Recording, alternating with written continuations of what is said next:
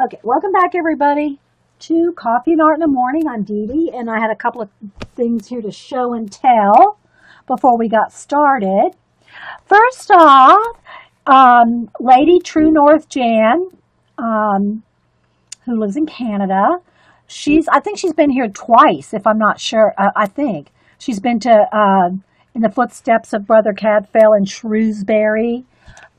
If you have never read Brother Cadfael, it's one of my all-time favorite. I haven't read it, gosh, it's been 20-something years since I I read them, and I really now I want to go back and read a couple of them again.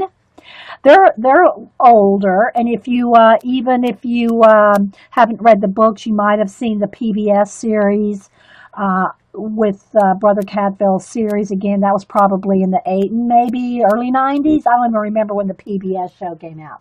But if you've ever read any of the Brother Cadfael mysteries written by Ellis Peters, I've read them all, but it's been a long time. So Lady Jan actually went in the footsteps of the different places where it occurred. And she sent me a copy of this, but she actually got me the real brochure this last trip. Maybe a couple months ago, I'm thinking, a couple months ago. Hey, Twinkle Toes. That she went she and Mr. Bear went on their trip. And she did write me a little note here. Hello there, Miss Dee Dee. Finally, after the computer meltdown and fighting off various bugs, I can finally get this in the mail. For, I know you have a copy, but you have to have the official one from the Abbey. Enjoy the hidden treasures as well. She sent me some little hidden things. I'm thinking that's what she's talking about here. That were scooped up while wandering around the grounds. Love from Lady Quail and Mr. Bear and all of us here on the hill, including Quentin and crew. Warful, Warful. So she sent me a couple of they're like the little prayer cards that you probably put, you write what your prayer is, and I think you light a candle in the Abbey. So she sent me a couple of those. She sent me a couple feathers. She sent me the Guide of St. Winifred. So if you have not read Brother Cadfael, you need to. But you really need to get them in order if you can. I mean, probably a little later on down, you probably don't have to have them in order, but if you can read them in order. Here's my thing about reading them now. As far as I know, they only come in the paperback. I mean, I'm sure you can find the hardbacks somewhere back, 30 years ago. But I think that the only versions that they have for sale now, like even on Amazon, are the little penguin paperbacks, I think they were called. The little paperbacks with the tiny writing. I can't read those. They're too tiny. But I love me some Brother Cadfael. I love them.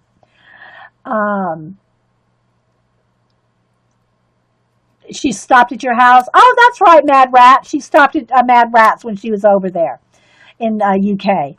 So anyway, I'm just going to do a little flip here, talking about all the abbeys and all the different people and the different, like the marketplaces. And what it does is it has little bits of the actual historic place and some of the write-up about the mysteries, Brother Cadfael was wont to snooze behind one of the columns supporting the chapter house roof. And so, then it talks about the size and when it was built and all that. And little drawings and the little paths. And it's just awesome. I'm going to read it cover to cover because I know it's going to bring back a lot of memories to the mysteries. Here's the Shrewsbury town and all the places that are mentioned in the mysteries. So yeah, thanks so much, Lady True North Jan and Mr. Bear. So yeah, awesome sauce. And then here's the little actual brochures. here in the pictures. See, she sent me a lot of this information. There it is there. So yeah. Have you been, Mad Rat, to these places? It's a leaf here and some feathers. Just awesome, awesome, awesome, awesome. I'm going to read the whole thing cover to cover. Mr. Bear is such a sweetheart. Mad Rat, do you have a crush on Mr. Bear? Just kidding. Just teasing you, Mad Rat. But yeah, so Mad Rat had them come visit, or I guess they met up. I don't know if they went to her house or what. Oh, Vicky S. said that's where Mary Queen of Scots was exiled to, Shrewsbury. So anyway, if you've not ever read a Brother Cadfael mystery, you need to. You do. So I will be reading that. So thanks everybody for popping in. Jan is so thoughtful. Yeah, Jean, yeah, she is. And she's met, let's see, she's met Joycey. Who else has she met? You've been there several times, Dorothy Gibbs said. Yeah, all the UK girls probably have. We have a lot of UK girls here. Okay, the other thing I wanted to show, and I've talked about this before, but I couldn't show it to you. When I talked about it was when I bought it a couple months ago. And what it is, I stopped at Barnes & Noble on the way to visiting Denise and the kids, a couple months ago, and I bought it. And we got stuck in traffic in Atlanta, so it took about 2 hours to get to their house. So in that 2 hours, I read this whole graphic novel written by Mark Crilly. Now, obviously, I'm not going to read it here. You got to buy it, but I'm just going to give you a little review. It's awesome. If you have ever been an art teacher, if you've ever taught anyone how to draw or been involved with teaching kids, if you've ever been a kid that wants to learn how to draw, it's for all of you. Cam is 17 and he loved it. He's just turned 17 and he loved this book, and I did too. And it's called The Drawing Lesson, a graphic novel that teaches you how to draw by Mark Crilly. And it's in graphic novel style. So you can see, Mark Crilly drew all this. And it's a story of this little boy. I'll just tell you the very beginning of it here. He's a little boy that wants to learn how to draw. And he meets this woman in the park. He meets a woman in the park, and she's drawing. She's sketching in the park. And he is just amazed. He wants to, he goes up to her, starts talking to her. Can you teach me how to draw? And she's not an art teacher. She's just a person that likes to draw, right? She goes, no, I'm not a teacher and all this. But he finally convinces her to give him a few lessons. And not only is it the story of him and her, and their journey together as teacher and student, but he actually gives you drawing lessons in it. So like the first thing I think she does is have him sit down and draw her watch. So let me just find that one picture. So she sets down the watch and has him try to draw the watch, just to kind of probably get a feel of where he, how far he's, how much he knows about drawing. And so, but it's actually drawing lessons. This is awesome if you have kids that want to learn how to draw, don't know how to draw, have never drawn, or if you want some more drawing tips and skills. Okay. But she was tough. She was tough on him. She was tough on him. But I was almost crying at the end. I'll tell you, it is just so poignant. The story that he wrote is just so awesome. And you really get into their little characters, and you can relate so easily. If you've ever grown up wanting to learn how to draw and didn't have anybody to teach you, now pretty much anybody can find anything on the internet. But if you have ever wanted to have someone like sit down with you and show you, seem to have a little static. Switch the mics again. Okay.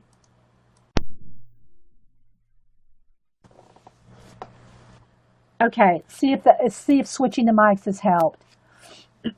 I got a little static in the mics before, so I switched it again. And tell me if that's better, Jean. Testing, testing, testing. And so I love the story of it. The drawing lessons are awesome. Talks about how, the shading and drawing and looking at something and how to see it properly. And, but the very end, I'm not going to tell y'all, but the ending is just, you just want to go, oh, you just want to hug the book and go, oh. So anyway, I would recommend it, but you have to read the whole thing to understand the ending. Okay, to get to what happens at the end. It's still static. Okay, maybe if I just turn the volume down a little, because I am pretty close up. How's that? I don't know if that's any better. I just might be talking loud and close. That might be. Okay, so anyway, I would recommend this, and it's like it's $18.99. It's $18.99. I don't know, maybe you could get it a little cheaper on Amazon, and if you bundle things and have Amazon Prime and all that. I just bought it at Barnes and Noble with just my 10% discount, and I may have a coupon. I don't know, but anyway, I would recommend it. It not again. You might just think it's just like a little story about them, but if there are drawing tips, and it's a good size graphic novel. Let me see how many pages are in it. 137. It's 137 pages, and it's all in graphic novel style. See, so yeah, I would recommend it to anyone that's either ever wanted to know how to draw, or anyone that teaches anyone how to draw. Both. Okay. All right, so there we go. So there's my Mark Crilly, and I'm sure everybody here knows who Mark Crilly is on the internet. I think he was the first. If he wasn't the first artist on YouTube, he was one of the very first artists on YouTube, and he was at least the first YouTuber to hit 1 million subbies. So, and he's written how to draw manga. He's written graphic novels. He's got a lot of books out. And I have bought the manga ones for Cam. I don't have those here to show you. And I think he's on his 4th manga one now. And then he's also written a graphic novel series. It's $12.66 on Amazon right now. Okay. So yeah, I cannot recommend this not enough. I cannot find one thing that I did not like about this book. Okay, so there's that. And let's see. Let me go ahead and show this. I don't want to show school. I don't want to show any schools. Let me cover up the names of the schools and everything. But Cam, in his high school,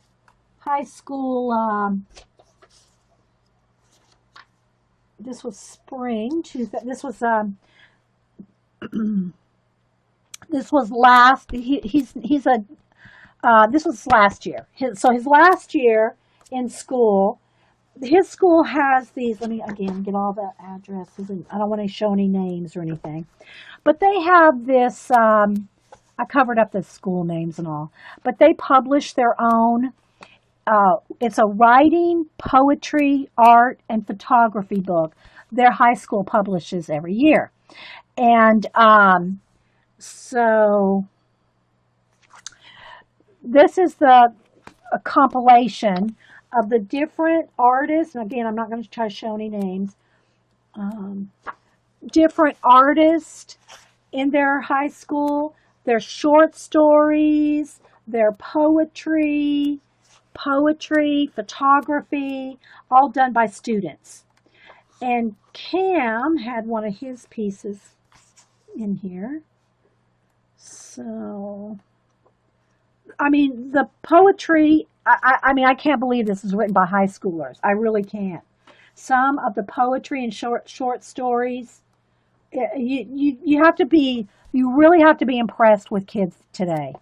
I mean, I'm impressed with the quality and the work, some haikus, Okay, so here was Cameron's. And he actually has this painting hanging in the house now. And gosh, it keeps wanting to flash out, guys. Let me see if I can get there. Anyway, this was Cameron's that was published in here. Yeah. Well, you have to buy these, Jean. You don't get these for free. They actually charge $25 for one of these. So, yeah. And I wish I could show more and talk more, but they're high school kids, so I don't think it's right for me to go on and on too much about. I mean, I can go on and on about the work, but the names and everything. Yeah. Okay, so there's that. Let me take a sip of coffee, and maybe we will. I'm trying to think if there's anything else around that I've forgotten to show or talk about before we get back to. So before I hit record, I was talking about Anamorphia and Imagimorphia, and one of the girls here said that she's coloring the penguins. I've already done the background on my penguins here, but for about an hour and a half before this segment, I did all the art supplies that I use in color booking, my portraits, collage, and all that. It was about an hour and a half. So I want to get into. Oh yes, they are those teenagers. Oh my gosh. And I don't know, maybe it's just the ones that I've come across with Cam and his friends and Boo and her friend. She's in junior high, but they're so smart. They're so dedicated. They so are into they're just so into their studies and becoming something, making something of themselves. Very it's important to them. So they work at it. They work at being good in school and goals and what they want to do. So yeah. No, these are awesome teenagers. Okay, so let me go ahead and maybe work a little bit on this penguin page. Okay, so all I've done so far is paint the background a dioxazine purple. I think that's how you say it. And I just use Americana craft paints. And I'll probably, when I zoom in, I'll try to do a little bit more focus. If I get the light too bright, it flashes out, and you can't see any colors because it flashes everything out and, fades it out if the light's too bright. And then I went around them with the lilac, and I use Prismacolor color pencils, and I just did almost like they were trying to break through the water. You see there? So I just kind of went around on top of the paint, and I'm not going to talk about all that right now because I just did a whole review on that about using your pencils on top of acrylic paint and all that. But that's what I've done all around the penguins. So, yeah. Oh, that's true. And, and I guess maybe it's because, the ones that really see, I'm talking about the teenagers again, if you, like I think you just said, listen to them because they're smarter than you think. I mean, they really are. Okay, so now what I want to do is, for instance, a penguin. Now let's just say you don't know what a penguin looks like, or coloring one. Always just look up references if you're not sure how to color, or you can always I could color these penguins pink if I wanted to, and sometimes I've done that. And I've colored things weird colors. So you don't have to just necessarily color things true to color. Don't give up on your page, Laura. So Laura said that she used a turquoise color on the back. I can't remember which one she said, but she colored the background of her water here, blue, a turquoise, and she could not match it to the pencil, a pencil to match. Well, most of your colors, especially if you get a subtle color, you're probably not going to have an exact color pencil to match. I purposefully do it so that it's stands out light and dark here on purpose. But if you don't want you want it flat right up to the edge, you're probably going to have to get you a tiny brush and get and get right up in there. And instead of using pencil to, fill in those areas or get right up, you're going to have to just take your time and paint it. If you don't want any differentiation between your pencil and the paint, you'll probably just have to paint it real carefully. That's a little too much work for me. Just saying. When I do color, because I do portraits in color pencil, pet and people portraits, that I have to be very finicky and very fussy and make it look, like the person that you're drawing or the pet. Especially if it's like a memorial drawing or anything like that, you have to be very exact. Well, when I go to my color books, I want it to look nice. Don't get me wrong. Desert turquoise. Yeah. Don't get me wrong. You want it to look nice. However, I am not going to, be that fussy. Not going to be that fussy because I'm so fussy with my portraiture. Okay. All right. So now what I'm going to do is I'm going to go to my Safari on my iPad and I'm going to go to Google Images and I'm going to look up swimming pinkins. I'm going to look up some pinkins. Yes, I do have a little bit of a gray wash on here. But again, the wash of acrylic paint, you can go over that with any color and cover it up. Acrylic paint washes can be totally covered up with color pencil. Okay, so let me put in swimming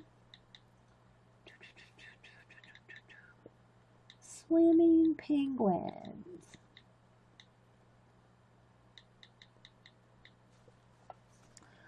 And go to images, and now it's probably going to flash out here, but I'm going to show you anyway. You'll get tons of images of swimming penguins. So if you want to find, or just doesn't even have to be swimming ones, but just to find the colors you might like. Okay, so just looking at the ones that I'm seeing here, they have white bellies, but they have a shade. They almost reflect the water. So I'm going to have to go ahead and zoom in here, guys, or we're not going to be able to see anything. Let me get my camera situated here. All right, let's refocus. Where's my little card? My Sherry card. Happy birthday, Sherry, by the way. Let me get my little thing here to focus the camera on.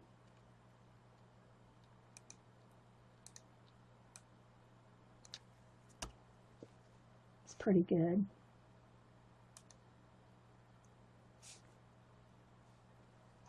Let me do it again. Hang on.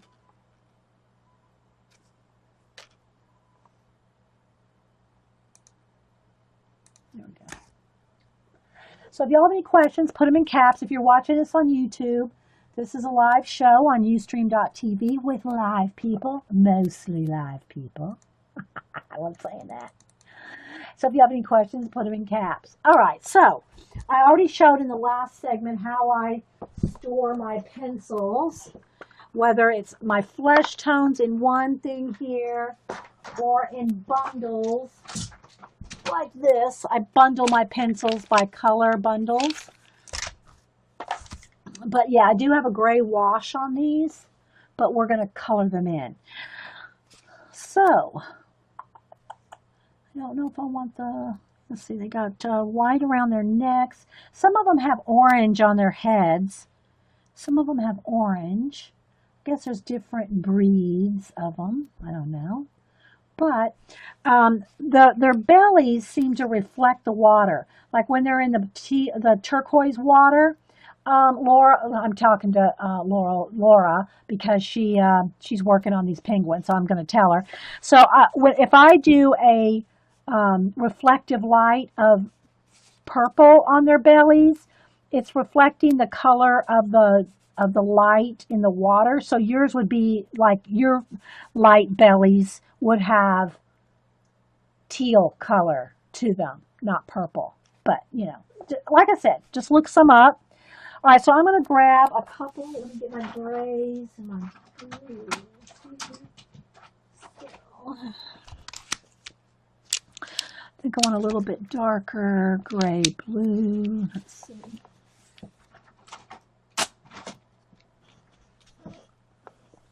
So we're just going to color some penguins.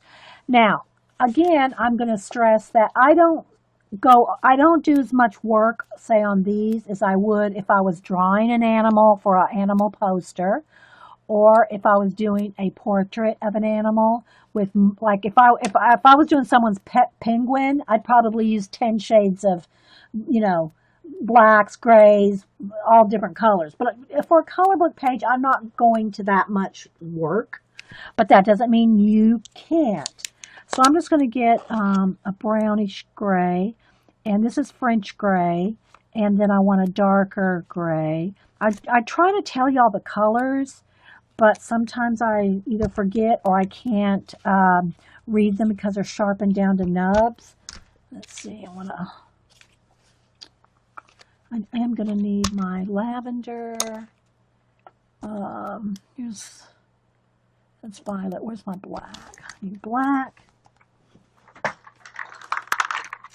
Black and white. Lighter gray. That might be enough. And then he also has a little bit of orange, like on their beaks. And I think I've got it here. They have a little bit of orange on their beak and a little bit of yellow around their heads. I'm just looking at the reference picture. Okay, so let me get a yellow here. All right, so this will probably be enough colors. All right, so I'm just going to kind of work. Let's try to get one where you can see different parts of them here. All right, so I'll probably have to sharpen. Got my little bowl here to sharpen. I just have my sharpeners in a little porcelain bowl, and that way I don't have to constantly be bending over the trash to sharpen. I just sharpen over the bowl here, and then it's easier. All right.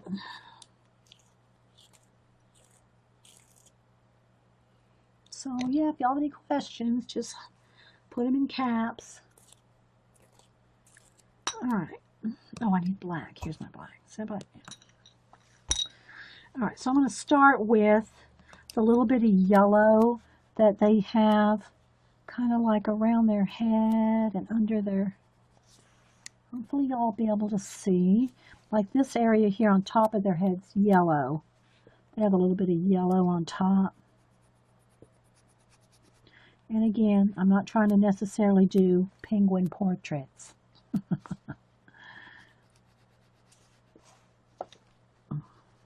But it's a good time if you have any questions, because I can do this little bit of coloring and answer questions too.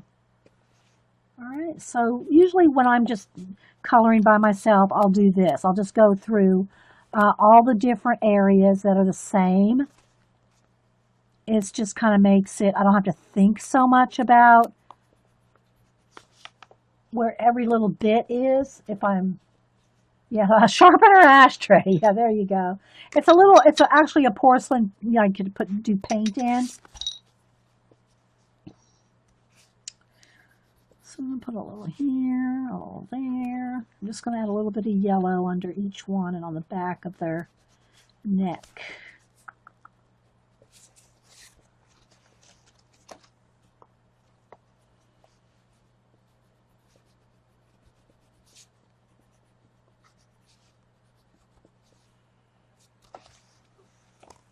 And then they have orange under their, a little bit on their beaks. And I'm just going to add some there. And it's probably not all necessarily anatomically exactly, because they're all facing different ways. But I want to add, is that one there? No, that's a different fish. Okay. But I want to add just a little bit of orange to them.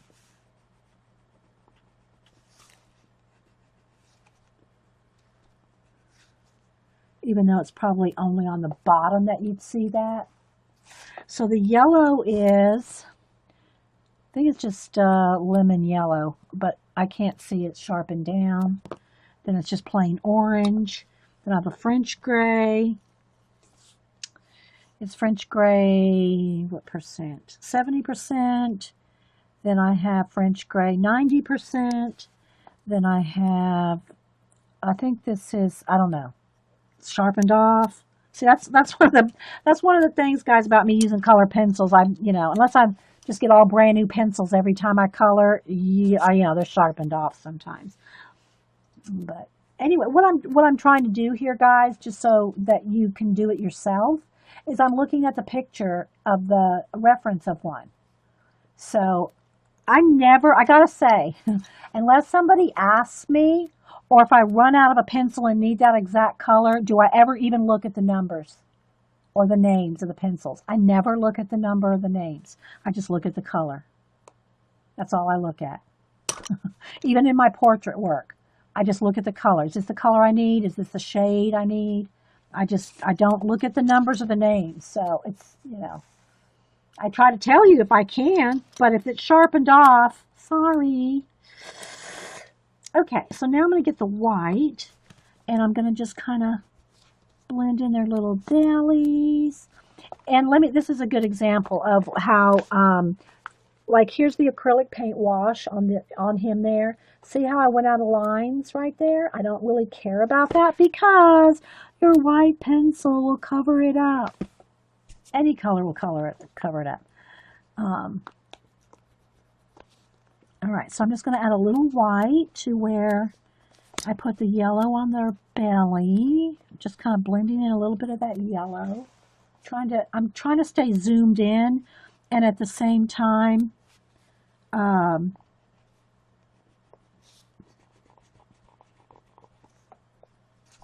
let you see with the camera. So I'm just going to add a little bit of white.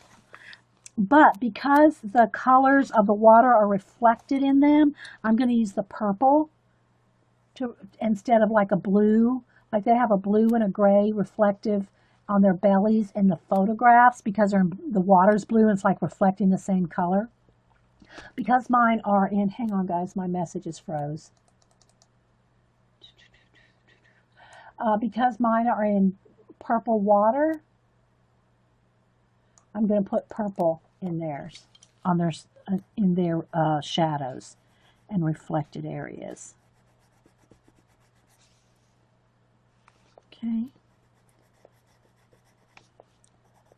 And there's really not any hard, fast rules for coloring, guys. There's really not. This is just what I found works for me. I enjoy it. And I'll take a little bit of the white. Oops. I'm trying to stay in camera. And just blend that in a little. This is just what I do. I'm not saying this is the only way to color, the best way to color, or anything like that. It's just how I color, having used color pencils for so many years. Sorry about caps earlier, D. I was talking to... Oh, I didn't even see it, Miss Allie. So, no biggie. I didn't even see it.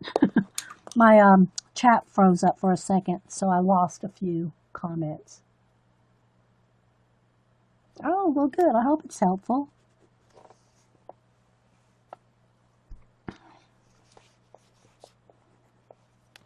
I want his little stomach to show a little more. I'll put a little bit more white along there.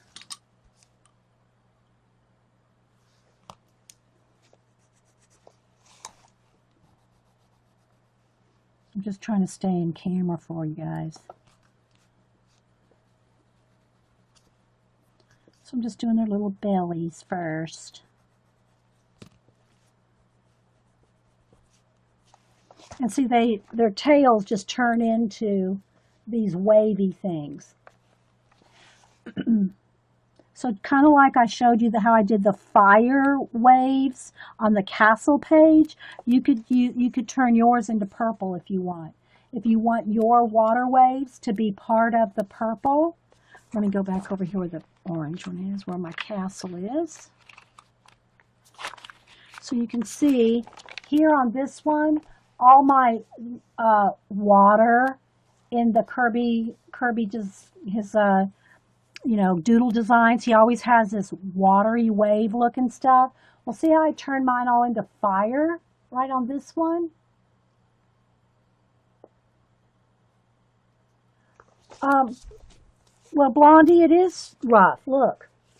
See my pencil there? It's not 100%. Now I could blend it out. I could keep blending that so it's not rough. See how the pencil is not blendy? But I did that on purpose.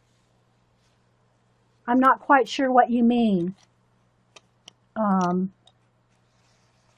If you mean there's texture in there, there's going to be texture in there unless you blend and blend and blend. But I use it to my advantage. Like, look, here. See the background here? I painted it. I painted it with a like a sienna color. And then see my pencil? You can see the pencil marks. If you're talking about pencil marks, we may be talking about two different things. Okay? See? I want that to show. But you can blend that out. I could keep blending that out till you didn't see any pencil marks. And I don't use a blender pencil. Some people like them. I don't, you know, I just don't. I blend everything with a pencil. Then you have to blend. Then if you want this smooth, all right, let me move this out of the way. Let me get my colors here. Then you'll have to get your colors. Let's see, I don't remember what color I used here, like that maybe. And get into my sienna, that's purple.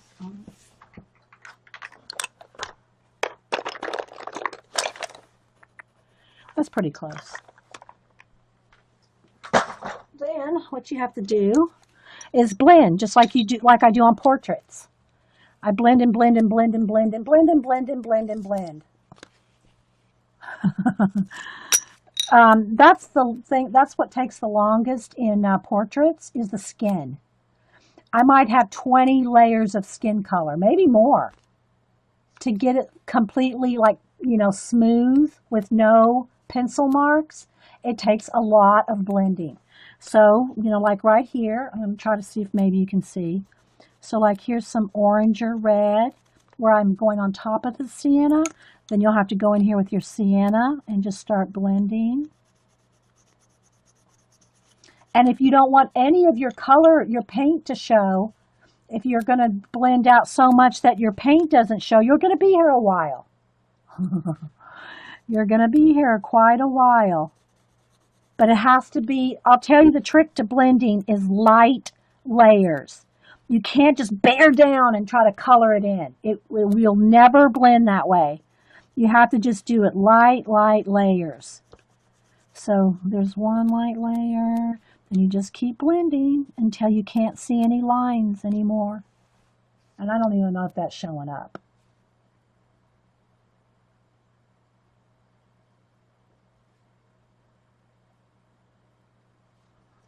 You know? So that's how you do it. You just have to keep blending. Now his hair is right there. So I'll color over this little bit here because that's his hair.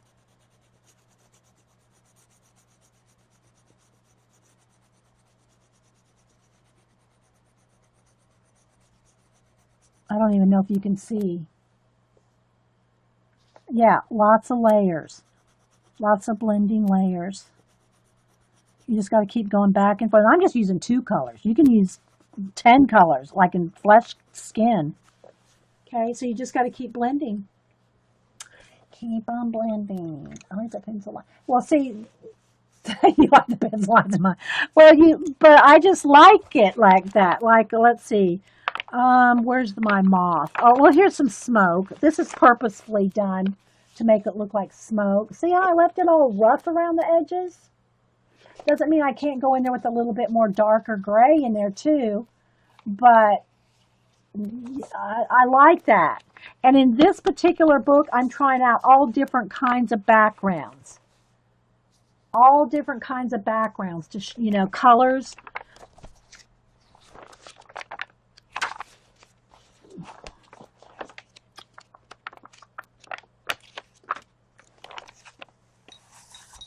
Let's see what else here. This one doesn't have, well, here's one. Here's where I did the dark blue, and then see, it's scruffy looking on purpose. It's scruffy looking on purpose. I could keep working that in. Keep working it in with a couple shades of blue. Where's my...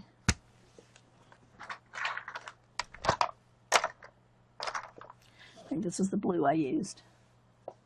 So if I took this, and probably an indigo, that's my purples, where's my blues? An indigo and a gray. That's my indigo. I think it's in here.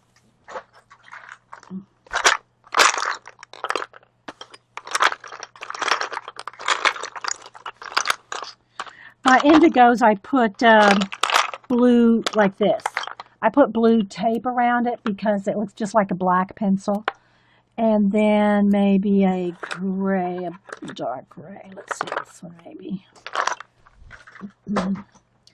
So if I took like a slate blue, an indigo, and I don't know which gray this is, cool gray 70%, I could work on this and get it all blended out. But I don't want to. I want it like that. But just so you can see, you can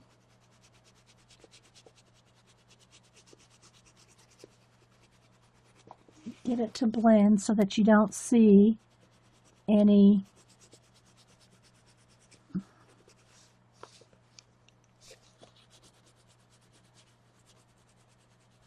and it's such a light touch. I just can't tell you how light of a touch I'm using. Yeah, scruffy looking on purpose. But I'm just trying to show you how you can blend it out if you want. See how it's starting to blend? Maybe I could do a little bit more down here.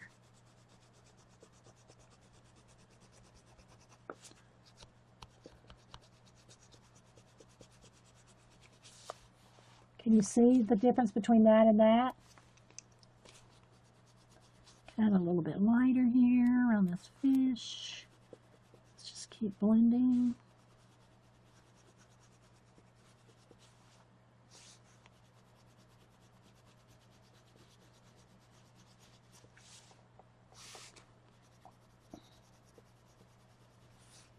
But it takes very time consuming to blend out every little pencil stroke. But you can do it, see? You have taught me so much about color pencil. Oh, you're welcome. I hope so. I hope it, you know. But again, guys, it takes practice. So see, you can start blending that from this to that.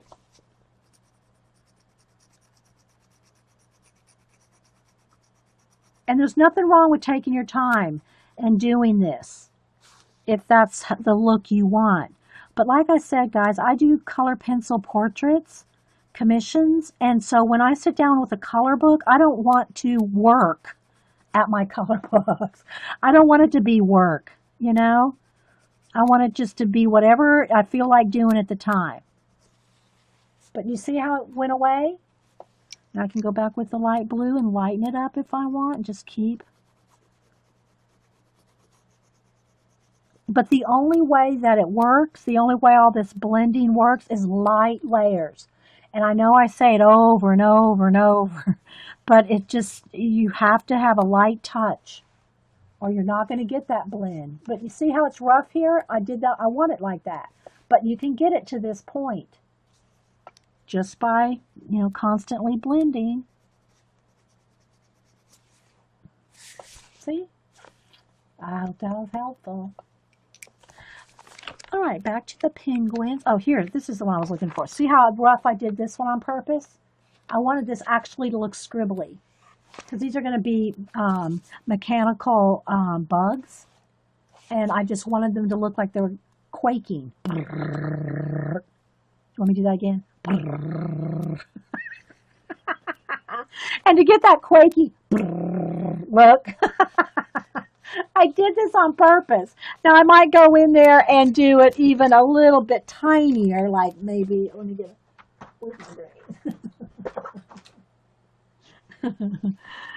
Uh, so you can get it a little smaller in there, you know, make it a little bit more detailed.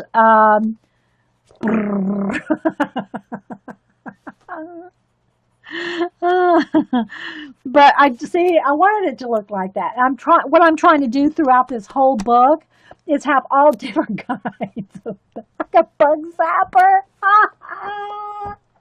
Oh my gosh, love goes a bug zapper. Okay, let me go back to our penguins. All right, let me move some of these pencils out of my way here. My bundles out of the way. I didn't quite mean it like that, but okay. Bug zapper. All right, so let's go back to, whoops, I almost don't want to disconnect us here. Hit my mouse. All right. All right, so let's go back to, I know where I lost all my grays here. My gray, my black, my white, my penguin colors here. Get my penguin colors back. I think that's the same as that one. Maybe not. I think this is the same as this one.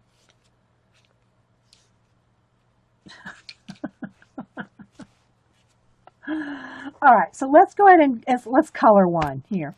Oh, but what I want to show you is how I'm going to trail these off into the water parts. Okay? Like I did the fire on the castle. What sound do penguins make? When they go through the water. Okay, let's get black here. I'm going to go ahead and start like on his head here. I need to sharpen. Oh, wait, that's my indigo blue. Look, I should have known better. All right.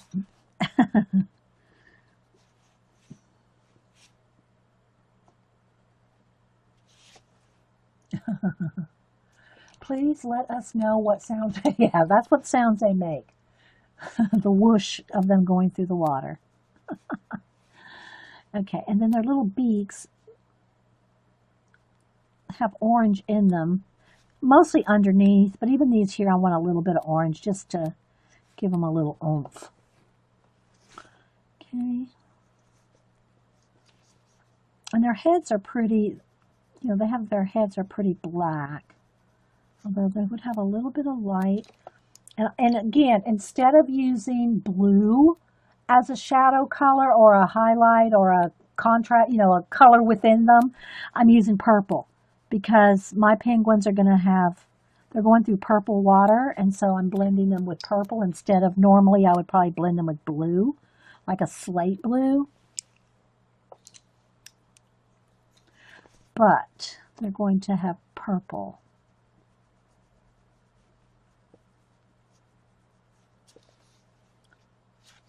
And I might even do a white outline around them. This book needs a recording. And then they have some like dark edges on their fins. So I'm going to go ahead and it's also depending on how the light's hitting them, guys. You know, I'm not going to stress about that. I'm not going to stress about, oh, the light shouldn't be on. I want to have fun with my color books. But you can always look up, you know, I'm looking up references enough to see where the darkest blacks are, like on their heads, the tip of their tails. So I'm probably going to have some black coming in there, but I'm going to turn that in. Look, I'm going to turn this into purple too. I'm just kind of looking at where, you know, how they look, but I'm not necessarily trying to do a photocopy of them. All right, so let's see here. And then behind their heads, they actually have some white behind that yellow. I might do that too. Maybe I'll have a little white behind their head. Nah, I'm not liking that. I think I'll just, well, I think I'll just go with the black and just leave the yellow and white in that little striped area. And this is also like how I use my Posca pen. If I want to like a bright white highlight, I might put it with the Posca pen at the end. Or if you want it in their eyes, I don't know if you want to dot their eyes, you know, or any kind of little, you know, highlight. Now, I'm thinking I might want to put some white around mine. I don't know if I want to, like, because I want to look like they're swishing through the water. Whoosh, remember? And if I can't get it with a pencil, then I'll go in there with the Posca. But I just kind of want their little faces. Let me just kind of go around a couple so you can see. I don't know if that's showing up. But if I want it really nice and white, I'll just go in there with the Posca and kind of make it like they're swishing through. See? So like, here's this little beak.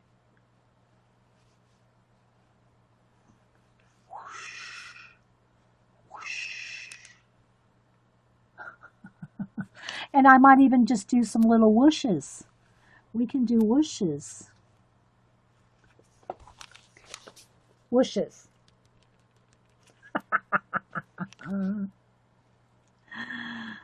Because you're the boss of your color book. You can do whatever you want. See?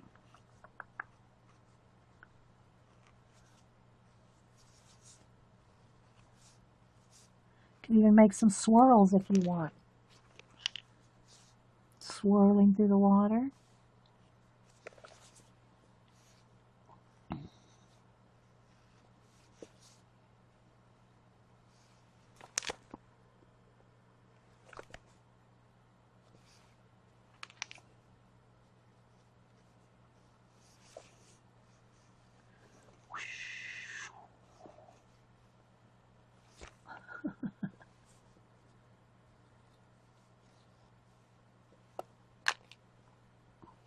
See?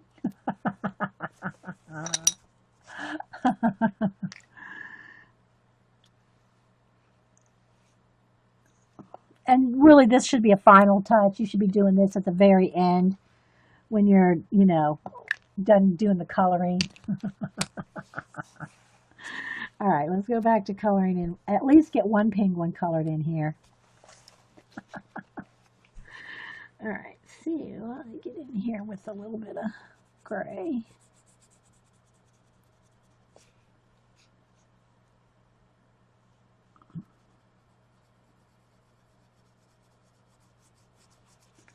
And they are kind of sleek, so they have like different areas of shine and color to them. And like these little white, like if these were going to be little bubbles, I don't really worry about trying to color around every one of those little bubbles. I mean, I kind of go around them generally, but I know I can go in there with paint and make those bubbles white if I need to, or purple.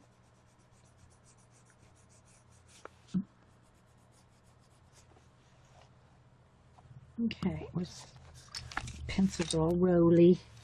Where's my white pencil?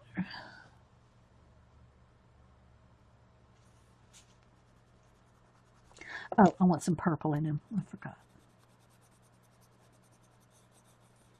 Because he's going to go, his tail is actually going to turn into purple.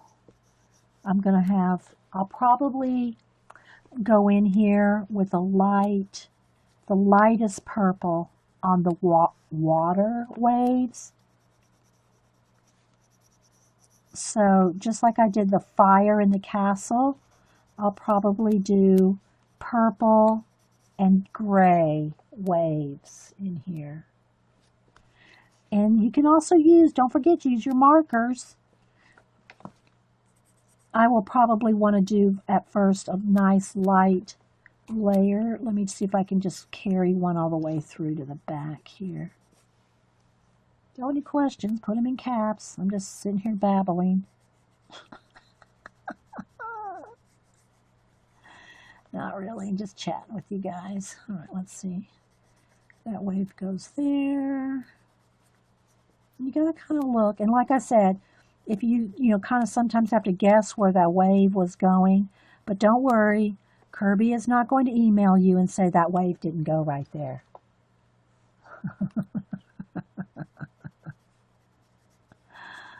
or any of the color book artists. They're not going to email you and say, you did that wrong. What are you thinking? That wave didn't go there. How dare you put a wave there?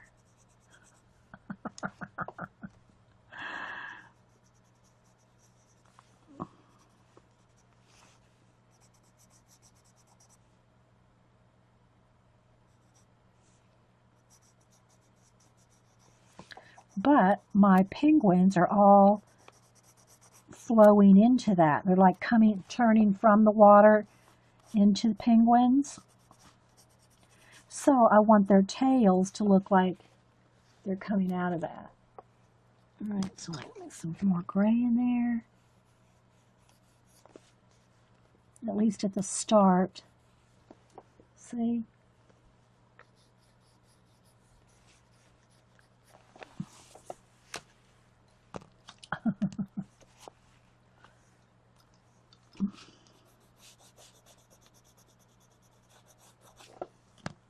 And where's my light gray?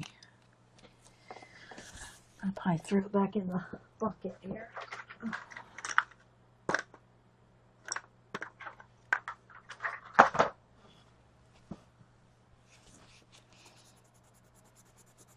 Then I'll just blend some of those colors together. Maybe have some darker areas.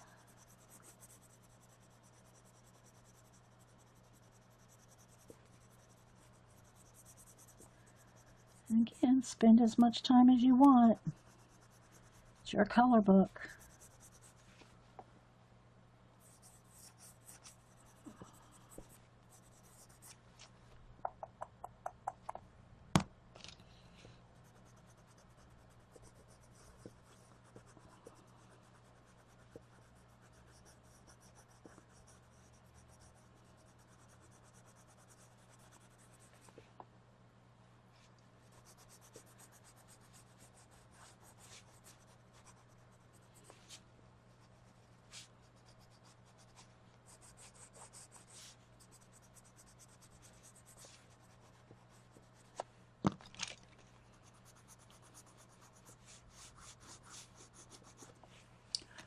You should night stream for all of us tomorrow. Tomorrow night? Why tomorrow night?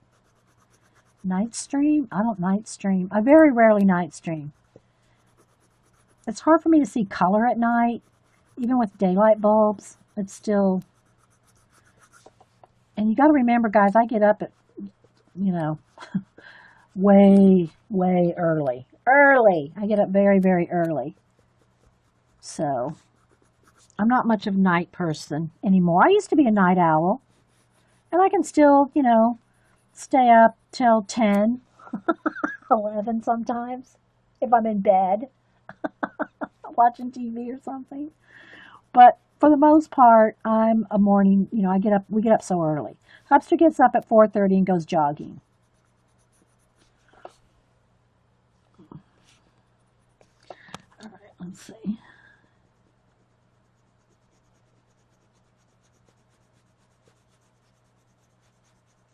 I mean, sometimes, like I said, I'll stay up and watch something on TV or something, but I'm in bed, nodding off, listening to Gene. Yeah, well, I stay out of that on streams. I don't do any kind of controversy on my streams. Yeah, we don't do that. We don't do that on my show. We don't do that on my show. Okay, so let's see. A little more purple. Blend that in. See how it's kind of, you know, you just take your time. You can do as much or as little as you want. Okay, a little bit more. I want his back really highlighted. But all right, let's just say that that's not bright enough. Like I got the white around his neck, and I got some white in his little fins there. Plus, remember, I want his fins to kind of curl, or you're not going to see it much when it starts getting in here, you know, with all the stuff going on. But you can take your paint, and I'm just using a paint pen here, but I want to show you. Let's just say you want a little brighter on his back. And just get some white paint. I'm just going to open this up. Get it on my finger. Okay. There we go. Let's put a little white paint. Yeah. There's other streamers. What day is tomorrow? Tuesday. Who streams? Someone stream on Tuesday night? I don't remember. On some of the night ones, I don't remember who streams at night. I know Xandra streams on Wednesdays and Sunday nights. Paula streams on when she's off work, Wednesdays and Saturdays. I'm trying to think of who else. All right. So instead though of like a blue shadow on this white, I'm going to put shading of purple along his neck. So can you see a little bit of shading right there? Instead of blue, I put purple because I want them to be kind of, that's what I want them to be, their colors. All right. I spent a little more time on this one just to kind of show you how it's going. Okay, so let's see here. Let's get some gray.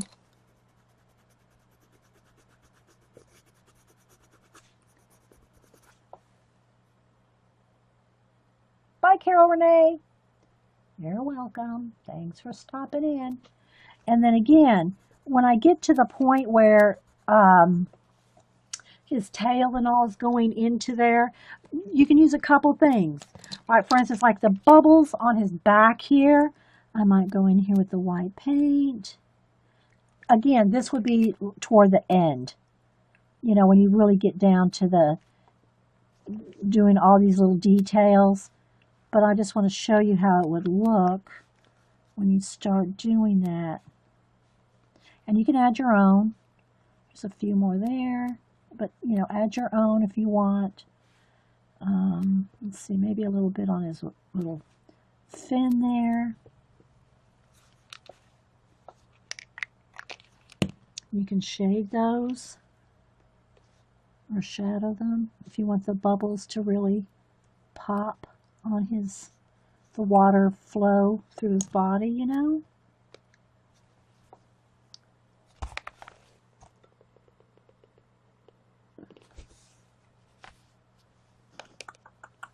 All right, what else? Oh, I wanted to show you how to do this down here. So just like I did the fire on the castle,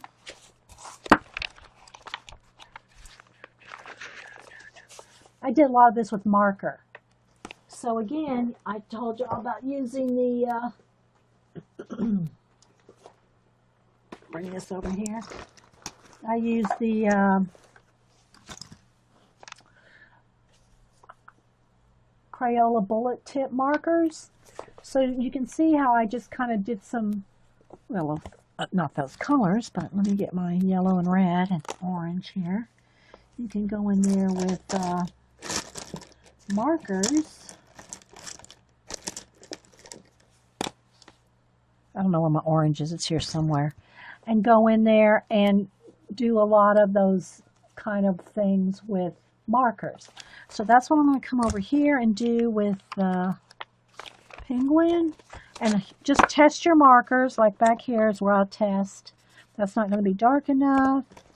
This might be too dark. Maybe those two. Maybe these two might work.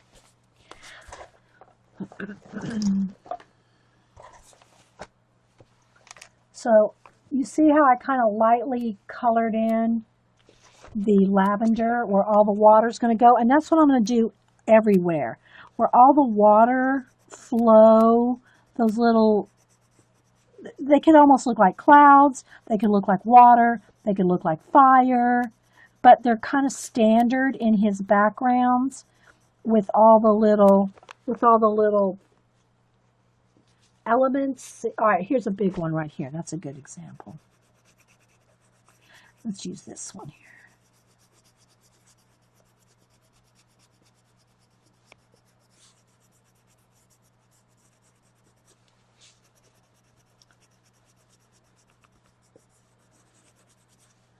All right, so you see how all those little water wavy things are?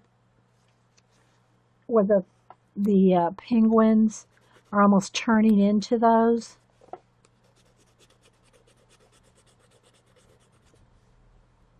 See? See, already started on this one. Yeah, the little swirly doos. Yeah, thanks, Carrie. The little swirly doos. They're in every one of his um, doodles that I've seen. I mean, they're in everything. The little swirly doos, as Carrie called them. But just because they could, they can be anything, any color you want. Like I said, I made those other ones fire. And this one, I'm going to want them to be part of the purple water. But I don't want to lose them completely, so I might just do a light coat, of one color over them, but then go in there with some purples. Hang on, I gotta move this out of the way. Oh, I have no space. Okay, and then I might go in here with the dark purple, and let's see how that looks. Kind of swirl it in there, and catch a wave. Catch some of those waves in there. It's just totally up to you to kind of find them and follow them. So just find, and again, those little dots of water, they don't have to necessarily be white. They could be the purple colors. I'm just going to do white just so they stand out. But, all right, so let's just say I get in there with that far. I get that far with the, kind of smooth that out. Then I can get in there back with the pencil, kind of blend on top of it, or go in here with a lighter, different shade of purple. I hope you can see this a little bit.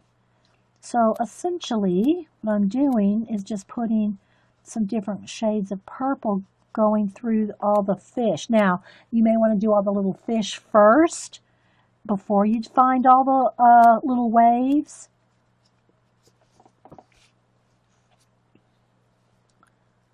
Let's see, this one kind of comes around in there. You got to kind of look and just find them all.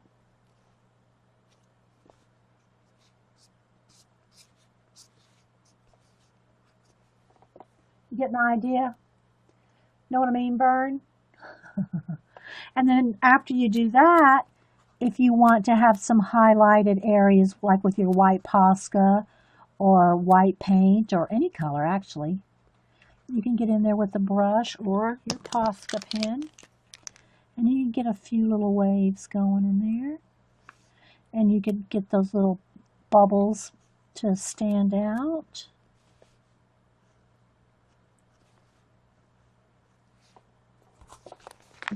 See? Is this helpful, guys? I don't know. Damn you.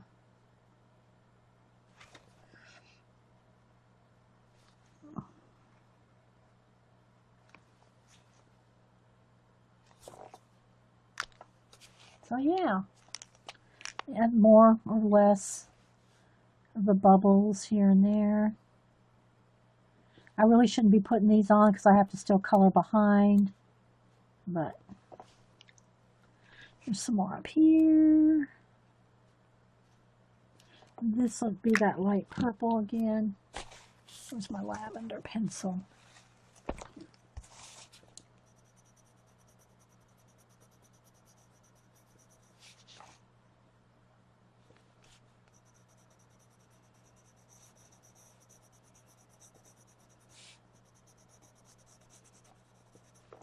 And he's turning into, where's my gray?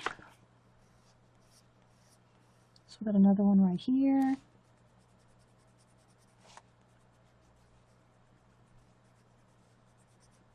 See a little one here.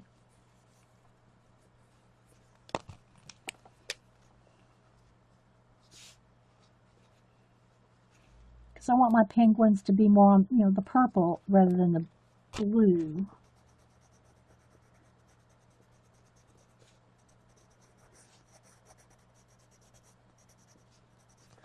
Get in there with the Posca. I want him to be kind of outlined over there.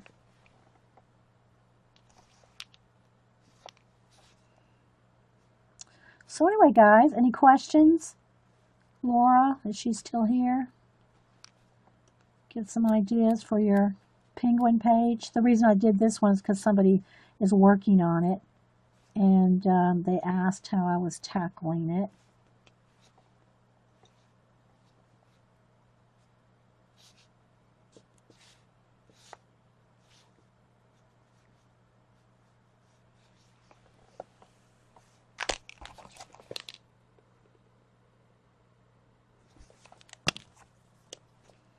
So you can use your markers and your pencils and your paint, and you can interchange it and make it swirly. You're welcome. You know, add more swirls if you want. You can curl some in there.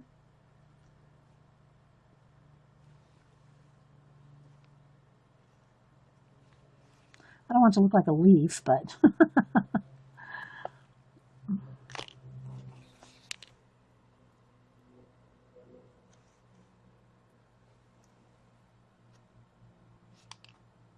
showing the bubbles, yeah. You can do, if you don't have a Posca pen, before I had a Posca pen, as I would just use the back end of a paintbrush or a pokey tool. You know, like, any kind of a stylus, or a pokey tool, or the back end of a brush, depending on how big you want it to be. You can just take and, let me just take the lid off.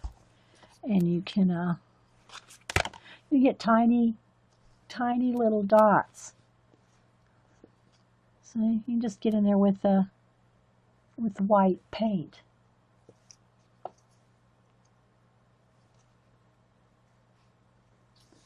It's kind of dry. There we go. So you don't have to have a Posca pen. You can just get in there with little white. A needle. I mean, you can use a needle.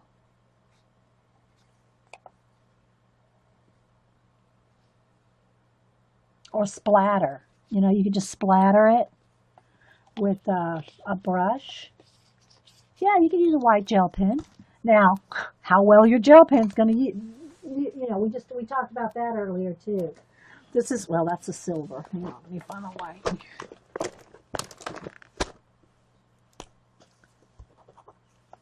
So you can get in there with that. To me, it's just not quite as bright as paint, but it's, it's okay. Especially if you want real tiny, tiny bits, I'll make a few bigger ones here so you can see them. See? Any of it. I like the Posca. It's just, it doesn't clog, it doesn't skip, there's no problems with it. It's just, you can do so much with it and quick, or splatter. Like I said, splattering is good too.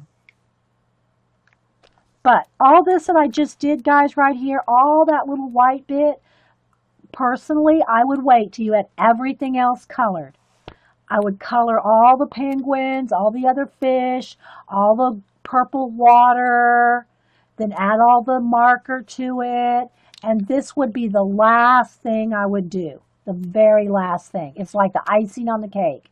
But I'm doing it here just so y'all can see it, how it will look when it is done. This will look like this. I mean, this will look like that. And you can get in here with more, where's my purple? No, spray. Where's my purple? Got pencils rolling all over creation here. Yeah. So I can get in here and do more shading with the dark, dark purple too. Okay. I know this needs to be the light purple here. So you can use markers, pencil. You could use your gel pens if you wanted these little bubbles to be a color. Use whatever, and you can mix it. Now, do remember, though, that these are, they're water-based markers. Let it sit there for a second to dry. Otherwise, you can just smear it. You want it to sit there for a minute. Okay.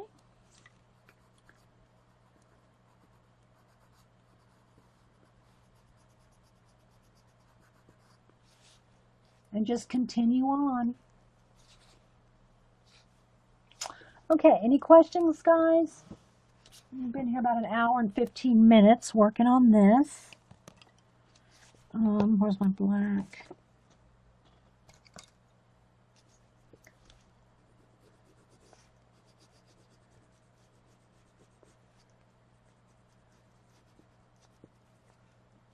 It's only 12 o'clock. Dang.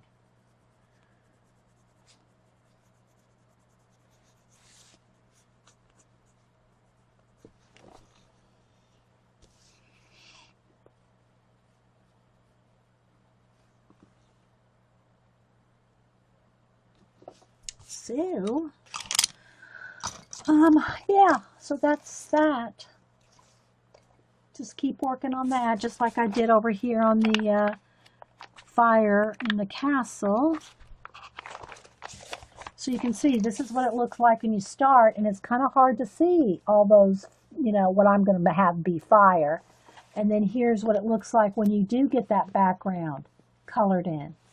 See? It really helps you to stand out the individual little doodles when you start coloring it in. Plus I did the little stars with a gel pen. And yeah. And I can always go in here and add lighter, like white highlights on them, or bright yellow highlights with a small brush. Like, let me show you. Let's take a yellow here. This is just bright yellow. It's just called bright yellow paint. And a small brush. Where's my here?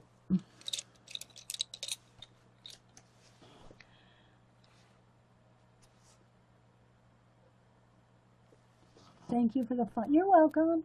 You're welcome, Dragonfly.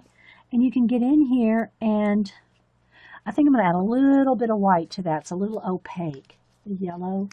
Let's add just a little bit of white. Oh, where's all my whites? I need to go get some more white. It's light buttermilk, but it'll do. I got, oh, there it is, right there. I just saw it. Okay. Because yellow is kind of, yellow is kind of opaque, so I'm going to add white to it, like bright, make it more opaque because it's so translucent, and I want it kind of darker so you can see how you can, you know, touch up tips. Oh, it's a little thick. Don't want it that thick. So you could add like a little bit of yellow highlights on some of the flames if you want them to stand out on the edges here. You can do that. I don't know if that's really showing up, but just some like, some of those like yellow, I mean the wave bits can go in there and make them stand out a little bit. You can do that. But back and forth, guys. You can use your paint, your markers, your gel pens, your color pencils. You know, like here's our, back over here on this castle. Remember when we were working on this last week? And the little, make it look like little bricks. See, you don't have to color every brick. You can essence a brick. I know it's hard to see because it's so tiny, but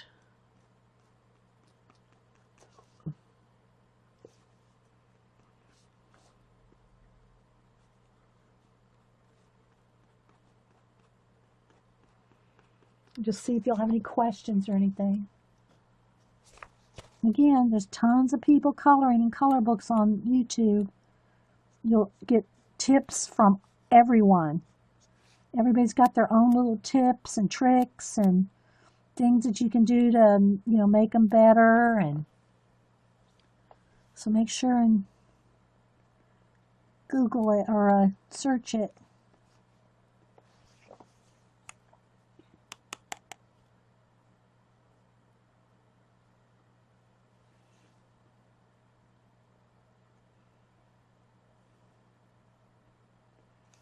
But I love using all different, that's why mixed media is, because you can use a little of everything. A little of everything.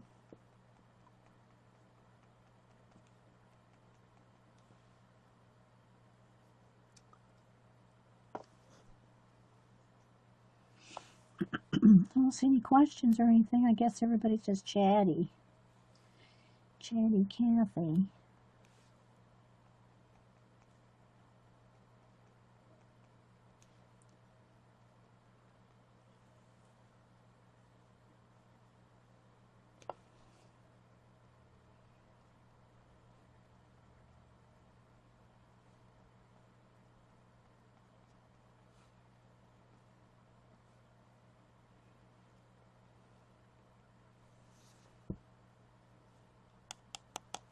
Let's the chat close. Let me make sure. There it goes. Sometimes it sticks. Sometimes the chat sticks. The messages build up.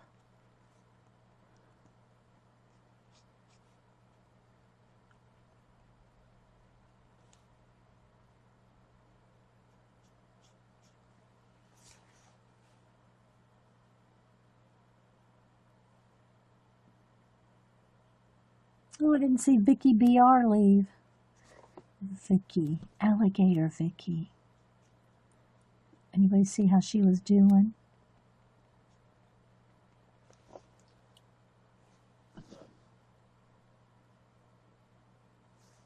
Thanks, guys. Yeah, my chat just froze, stuck for a minute. I just have to put something in there and make it move.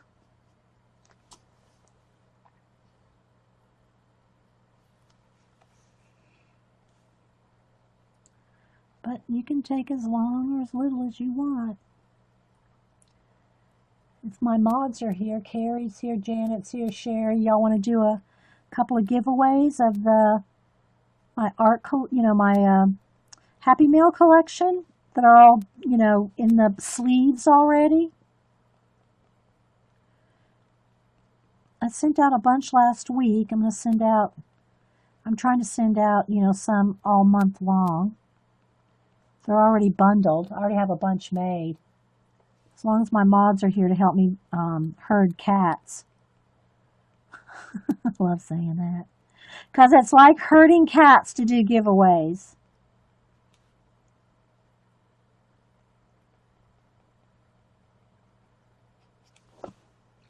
See how it's looking brickish?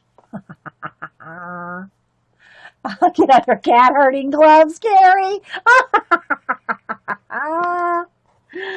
So you can see I'm just like working a little bit, like I haven't done right there. Let me do that right there. So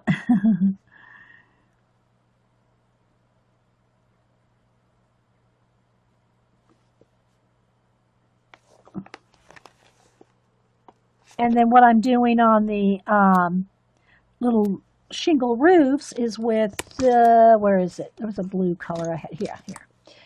A blue-gray color, and I'm just doing kind of like little waves, like little, ripples to kind of give you the shingle look rather than the same as the brick. See? I don't know. It's pretty tiny to show up.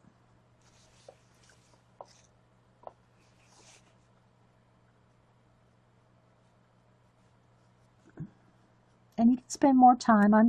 I kind of skipping from here to there, just so y'all can see different things. Okay. All right, so you kind of see a little bit of different techniques or, textures you can do with different things. Markers, pencils. So I'm going to, Janet, do you want to, I don't know if she's set up to stream or anything. Would you be interested in streaming? Janet. Monkey Island Madness, Janet.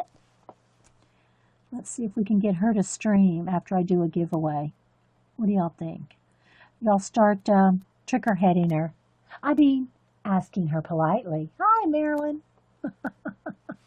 Uh, I'm waiting to see if she says yes or no. Yes or no.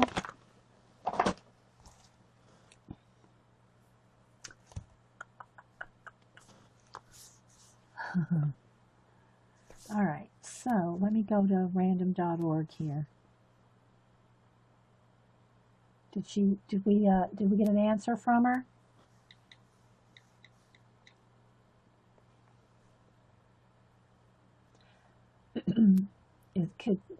Would you be interested in Janet? Would you be interested in doing some streamage? Jean comes on at 4.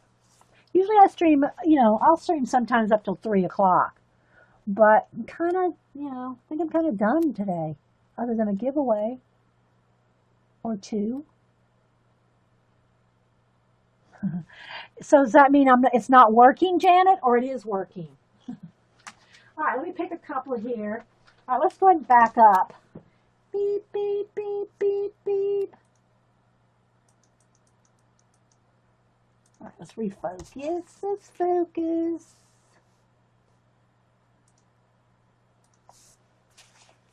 So you can see how little where I was working. You could set up real quick. Okay. Well, wait, don't go yet, Janet. I need your help with the herding cats. We're going to do a random.org real quick and then give Janet a little bit, give her a few minutes to set up. But yeah, if y'all are watching, somebody can put the link in there. But it's Monkey Island Madness on Ustream for those that are watching the recording. Janet's one of the mods. She just started streaming recently. Okay, so I pulled out here off the stack. Here's 2 off the stack. Here's 2 off the stack. And what these are is different postcards and Happy Mail and ATCs and doolollies. Yes, that's a word. That I showed last week in my Happy Mail collection.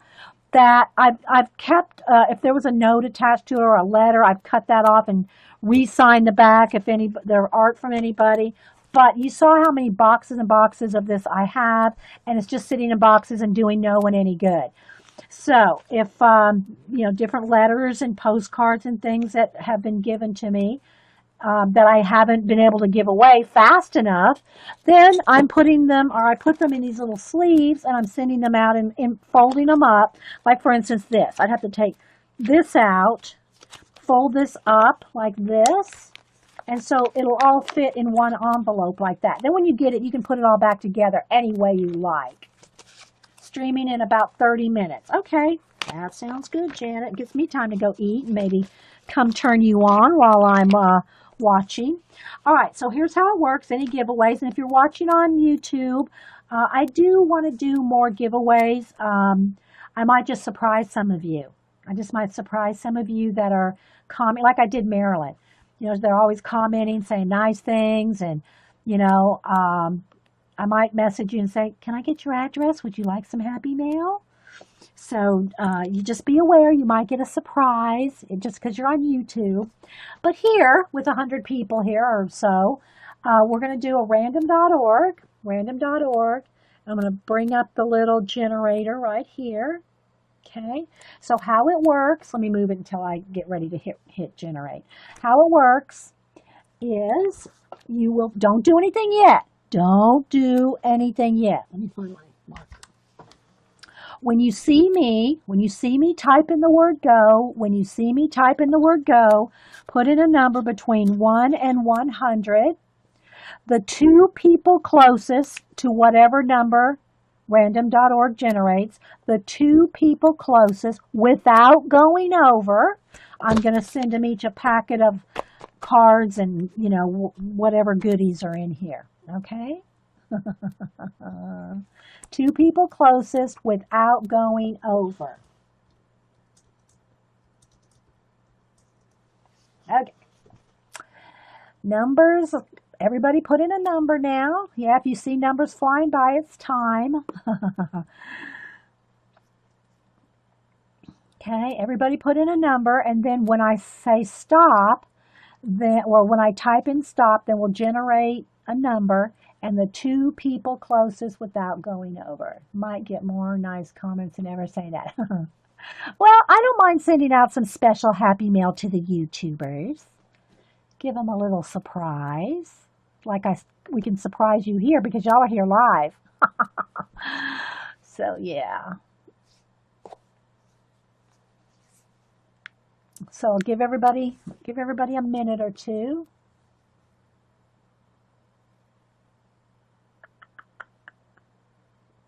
Oh, Carrie's not putting a number because she won one last week. Oh, that's nice, Carrie.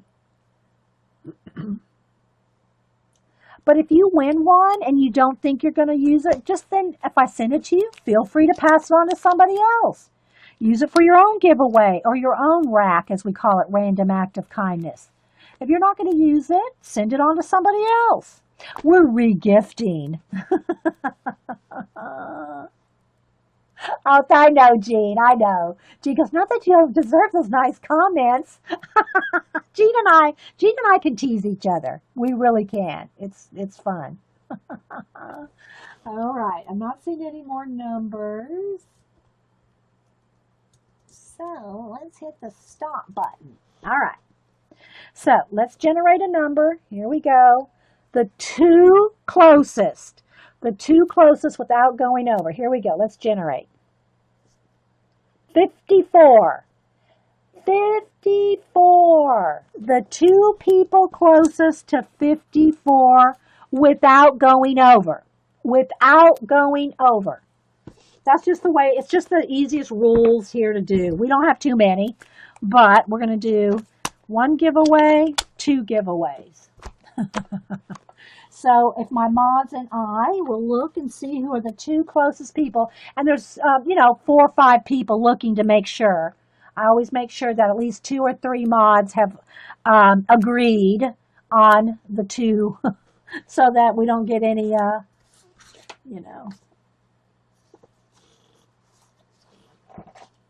All right. So, Carla and which Kathy? K-Bird Kathy. Okay, so Carla, who always says she never wins anything, and K-Bird Kathy. K-Bird Kathy and Carla. There we go. Carla and K-Bird Kathy. Congratulations.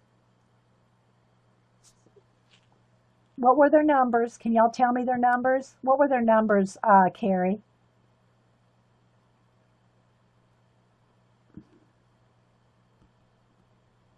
Miss Rose, if I have your address, if I've not sent you never sent you a happy mail, I try to send art cards out.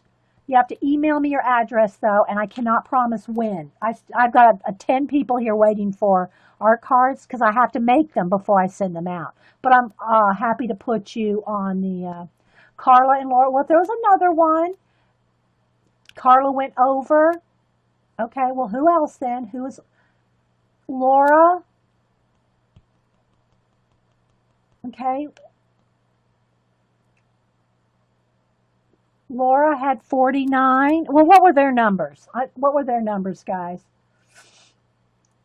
All right, I'm going to go ahead and stop the recording, and my mods will figure it out. But it might be Carla, Kathy, and Laura. But I got more of these, guys. I got more. We'll throw in another one. But if you're watching the recording, guys, thanks for being here. And, yeah. The number was 54. That was the number, 54. Okay? So anyway, guys, thanks for watching. I hope y'all enjoyed doing a little bit more color booking, some more color book ideas. And try to be here on Wednesday. In the meantime, we'll go watch Janet on Monkey Island Madness. And we'll be right back. Atlanta. So it took about 2 hours to get to their house. So in that 2 hours, I read this whole graphic novel written by Mark Crilly. Now, obviously, I'm not going to read it here. You got to buy it, but I'm just going to give you a little review. It's awesome. If you have ever been an art teacher, if you've ever taught anyone how to draw or been involved with teaching kids, if you've ever been a kid that wants to learn how to draw, it's for all of you. Cam is 17 and he loved it. He's just turned 17 and he loved this book, and I did too. And it's called The Drawing Lesson, a graphic novel that teaches you how to draw by Mark Crilly. And it's in graphic novel style. So you can see, Mark Crilly drew all this. And it's a story of this little boy.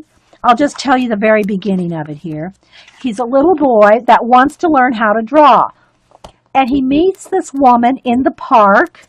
He meets a woman in the park, and she's drawing. She's sketching in the park. And he is just amazed. He wants to, he goes up to her, starts talking to her. Can you teach me how to draw? And she's not an art teacher. She's just a person that likes to draw, right? She goes, no, I'm not a teacher and all this. But he finally convinces her to give him a few lessons. And not only is it the story of him and her, and their journey together as teacher and student, but he actually gives you drawing lessons in it. So the first thing I think she does is have him sit down and draw her watch. So let me just find that one picture. So she sets down the watch and has him try to draw the watch, just to kind of probably get a feel of where he, how far he's, how much he knows about drawing. And so, but it's actually drawing lessons. This is awesome if you have kids that want to learn how to. So she sent me a couple of they're like the little prayer cards that you probably put, you write what your prayer is, and I think you light a candle in the abbey. So she sent me a couple of those. She sent me a couple feathers. She sent me the guide of St. Winifred. So if you have not read Brother Cadfael, you need to. But you really need to get them in order if you can. I mean, probably a little later on down, you probably don't have to have them in order, but if you can read them in order. Here's my thing about reading them now. As far as I know, they only come in the paperback. I mean, I'm sure you can find the hardbacks somewhere back, 30 years ago. But I think that the only versions that they have for sale now, like even on Amazon, are the little penguin paperbacks, I think they were called. The little paperbacks with the tiny writing. I can't read those. They're too tiny. But I love me some Brother Cadfael. I love them.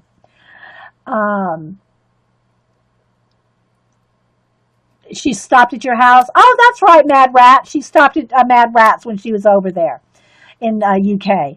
So anyway, I'm just going to do a little flip here, talking about all the abbeys and all the different people and the different, like the marketplaces.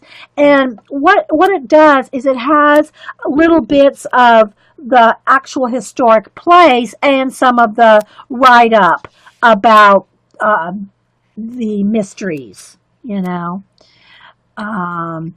Cadfael was wont to snooze behind one of the columns supporting the chapter house roof. And so, then it talks about the size and when it was built and all that. And little drawings and the little paths. And it's just awesome. I'm going to read it cover to cover because I know it's going to bring back a lot of memories to the mysteries. Here's the Shrewsbury town and all the places that are mentioned in the mysteries. So yeah, thanks so much, Lady True North Jan and Mr. Bear. So yeah, awesome sauce. And then here's the little actual brochures here and the pictures. See, she sent me a lot of this information. There it is there. So yeah. Have you been, Mad Rat, to these places? It's a leaf here and some feathers. Just awesome, awesome, awesome, awesome. I'm going to read the whole thing cover to cover. Mr. Bear is such a sweetheart. Mad Rat, do you have a crush on Mr. Bear? Just kidding. Just teasing you, Mad Rat. But yeah, so Mad Rat had them come visit, or I guess they met up. I don't know if they went to her house or what.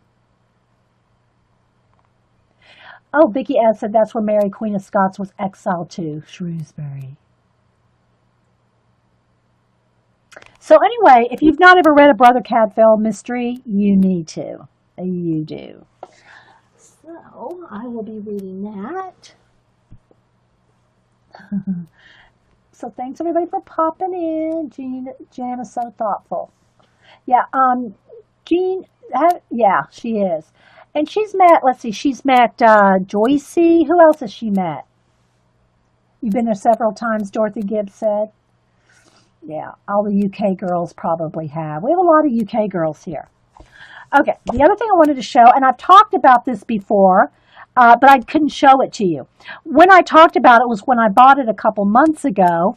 And what it is, I stopped at Barnes & Noble on the way to visiting Denise and the kids, a couple months ago, and I bought it. And we got stuck in traffic, and I don't know how to draw, I've never drawn. Or if you want some more drawing tips and skills, okay? But she was tough. She was tough on them. She was tough on them. But I was almost crying at the end. I'll tell you, it is just so poignant. The story that he wrote is just so awesome. And you really get into their little characters, and you can relate so easily. If you've ever grown up wanting to learn how to draw and didn't have anybody to teach you, now pretty much anybody can find anything on the internet. But if you have ever wanted to have someone like sit down with you and show you, seem to have a little static. Switch the mics again. Okay.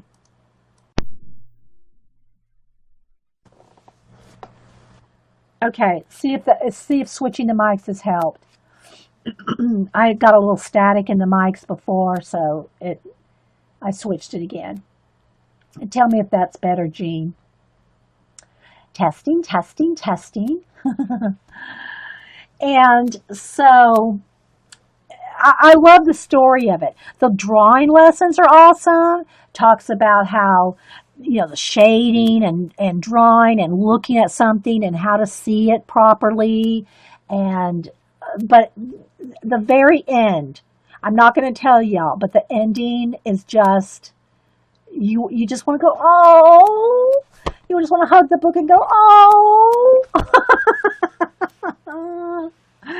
So anyway, I would recommend it, but you have to read the whole thing to understand the ending, okay, to get to what happens at the end. It's still static? Okay. Maybe if I just turn the volume down a little, because I am pretty close up.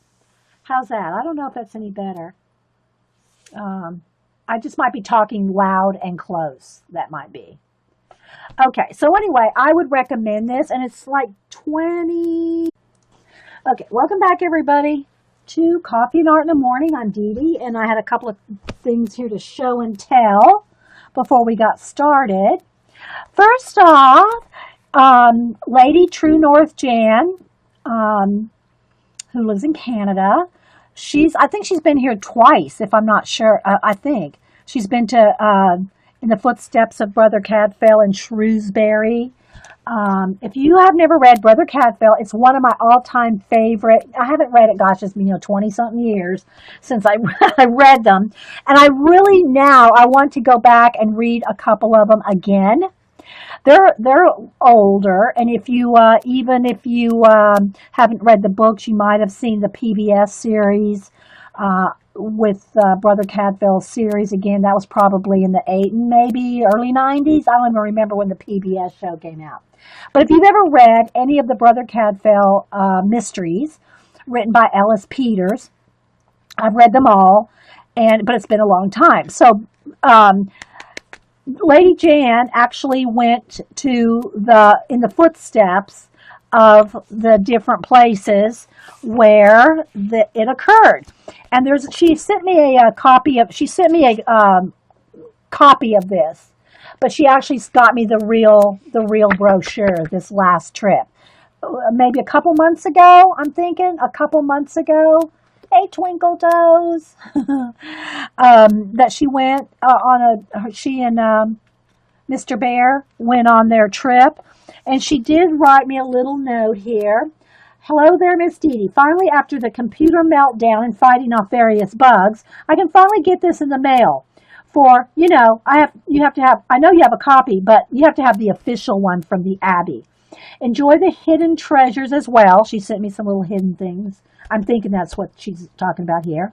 That were scooped up while wandering around the grounds.